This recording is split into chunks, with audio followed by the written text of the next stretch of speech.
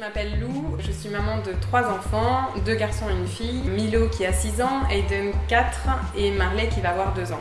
Et mon deuxième garçon, Aiden, est né avec une maladie génétique très rare qui s'appelle dysplasie frontométaphysaire de type 2. Aiden est né avec différents problèmes inconnus auxquels on ne s'attendait pas, puisque c'était une grossesse qui s'était très bien déroulée jusqu'au bout. Il a été pris en charge en unité de soins intensifs en néonatologie. Et là, on a vu un certain nombre de médecins spécialistes et chacun nous a donné un diagnostic différent par rapport à ce qu'il a découvert sur notre fils. Alors c'est vrai qu'au niveau de la maladie, surtout pour Aiden, ce qu'il y a, c'est que à la base c'est une maladie qui est principalement osseuse, donc il a pas mal de malformations au niveau des os, au niveau du sternum, des omoplates, au niveau du bassin, des pieds, d'où le pied beau aussi. Il a de l'arthrogrypose, donc un peu comme de l'arthrose, donc des articulations qui ne sont pas mobiles.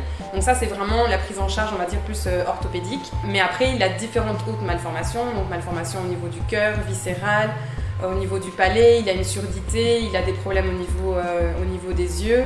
Et finalement, c'est vrai que quand on repère quelque chose de différent, par exemple récemment on a vu qu'il avait une tache au niveau dans un de ses yeux. Là on doit faire appel à l'ophtalmo qui fait un contrôle, on voit un autre spécialiste de la cornée, etc. Voilà, on nous annonce qu'il y a une dégénérescence de la cornée.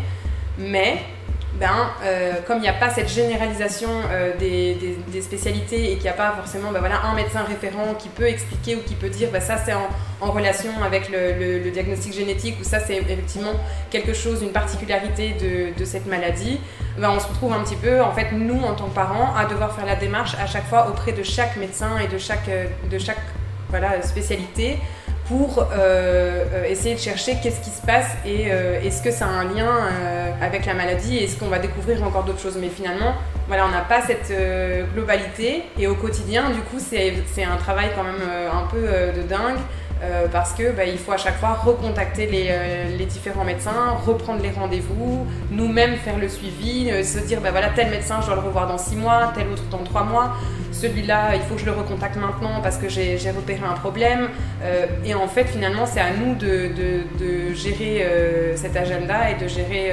ça ou de dire au médecin là j'ai vu tel autre spécialiste avant qui a signalé telle et telle chose. À l'hôpital, c'est vrai qu'eux, ils ont un dossier médical global et donc ils peuvent accéder aux différentes spécialités et voir ce que les autres médecins ont fait comme protocole ou comme rapport dans les autres rendez-vous.